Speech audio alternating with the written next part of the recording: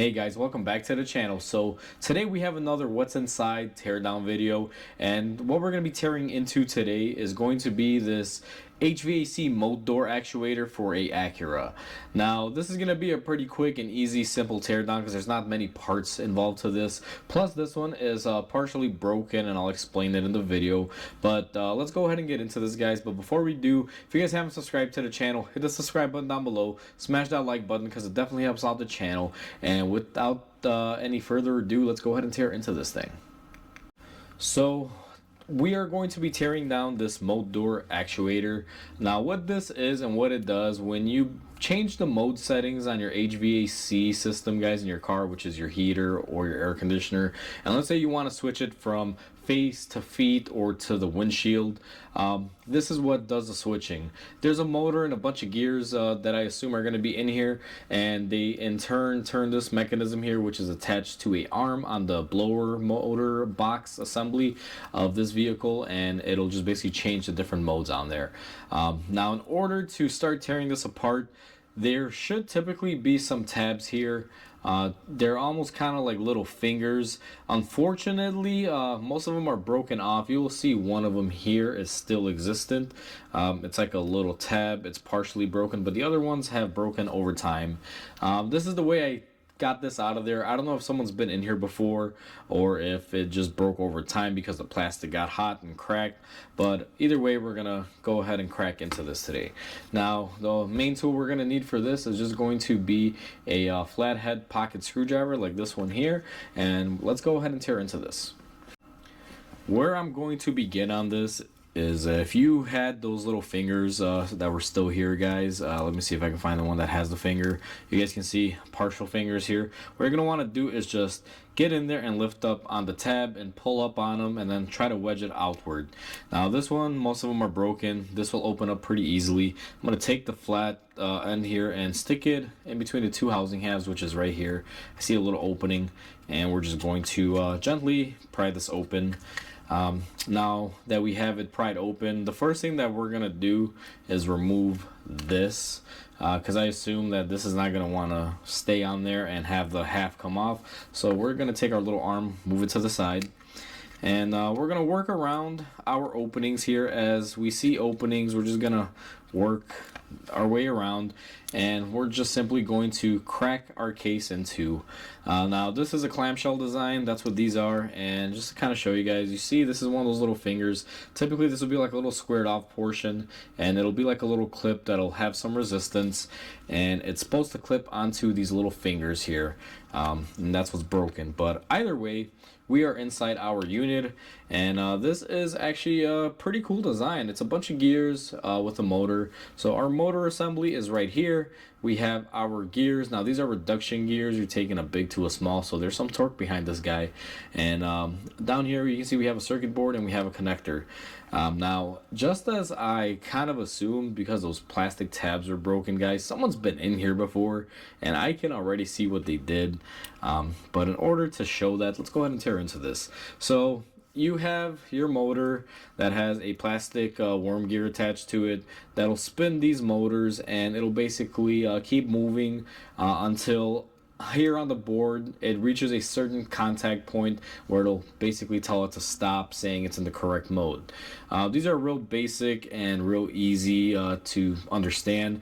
The main failure points in these things that I've seen, guys, is one of three things. Either the motor fails, or the gears strip out, and what happens not as often is that the circuit board eventually just gets overheated and winds up cracking and breaking solder joints, and that can create an issue. And I think that's happened to this before, but someone has repaired it. So let's tear this apart a little bit here and get into it. So to start taking this apart, guys, what we're going to do is start pulling our gears off. Now this center one here, let me see if without blocking the camera, seems to be the one that we're going to be taking off. and these have their own little shafts on there that they'll sit on. And you can see this is a double gear. Now this is a reduction system, so they're taking a big gear to a small gear, and this thing I can anticipate has some major torque behind it in order to do what it needs to do. Now this gear and the gear I took off are kind of similar, except one's bigger, one's smaller. Then we also have our biggest gear here, and this is what I was referring to as far as the mode door switches, guys. You'll see on here this little circular pattern with these little weird cutouts. See right there, you get a good angle from the lighting, and you have these little fingers here corresponding with it. That's basically how the computer knows once you've reached the limit of where your mode door should be, in order to be able to get the vent out through your dash, through your windshield, or through the floor. These little fingers will correspond to certain points on here, and as this guy, I'll see if I can put this back in there. As this guy spins, once it touches the contacts in the correct point, it'll just basically stop, and it'll report back that it's there. And it's all done by these 3 pins. This is kind of difficult to see, but you can see you have this little contactor plate, and you have 1 finger, 2 finger, 3 finger right there. Those are the contact points on here, and they will correspond. Now, I don't know exactly how they correspond on the board here, but you can see as soon as they touch certain elements of it, you'll see it kind of stops and it goes this way, and then it picks up, and you have a little square there and a little square there. That'll all create different little contacts, and you have also the outer portion here. So you have about 1, 2, 3, 4, 5, 6, 7, about 8 different contact points. So that tells me that's quite a few different combinations you can have on here. Next thing we're going to do is also take off this little small gear that's closer to the motor, and now we are left with our circuit board, which should pop up. Now our circuit board is actually attached to our motor assembly. Now this motor assembly, from the looks of it, let me see if it'll come off here. Sometimes they do, sometimes they don't. Let me see if I could just get this to pry up a little bit. So this one, it appears that it does not, and the main reason why I'm thinking is because of this plate, but it did shift here. So hold on, guys, let's see. Actually, no, it does. So we got our motor, and what we're left with is just a clamshell. This is the other half to it. And now this is our motor assembly with our board. Now the reason why I said someone's been in here before kind of corresponds to me also explaining that these boards tend to fail. They get hot sometimes when you run the heater, and the circuit boards will fail, and the solder joints will crack.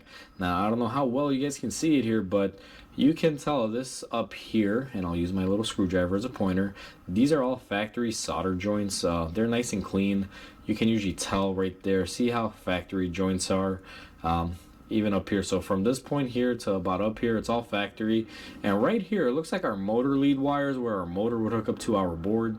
It looks like someone's gone in here and resoldered them, or added some solder to them to make them work. The solder joints could have cracked. This is a early 2000s Acura. Very common for circuit boards to crack on these. Not a super rare thing. Very, very common.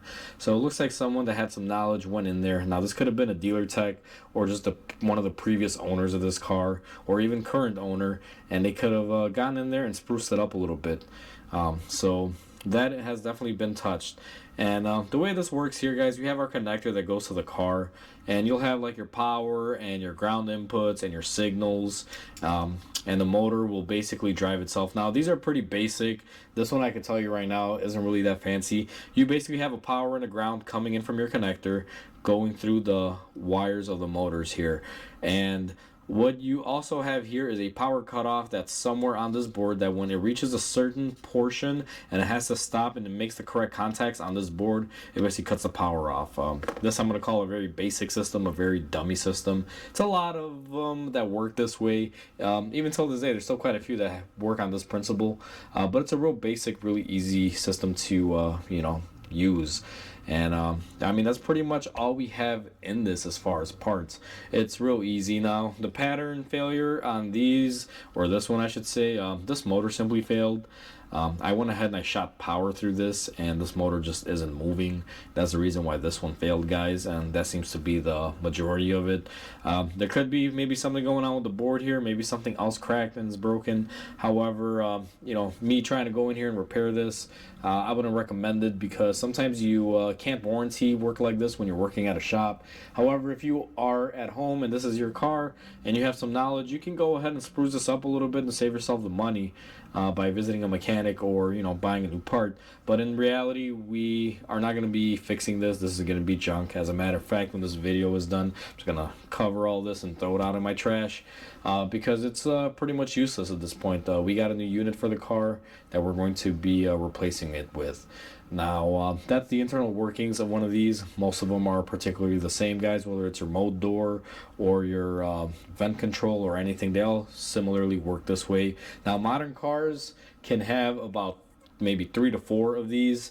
This Acura, this one motor does all of the functions. It's not uncommon now with dual zone climate controls to have maybe 2, 3, or even 4 of these under the dash somewhere, doing some sort of circulation movement. Sometimes I know you can control the passenger side heat level versus the driver's side dual zones. Sometimes you can have dual vents where you can control the vents differently on different sides, passenger versus driver. So depending on the type of setup on your system, you can have a bunch of these in there. So that pretty much wraps up today's video, guys. Hopefully you guys enjoyed this teardown. Please comment, like, and subscribe. It definitely helps the channel grow. I hope you guys have a wonderful day, and I'll catch you guys on the next video.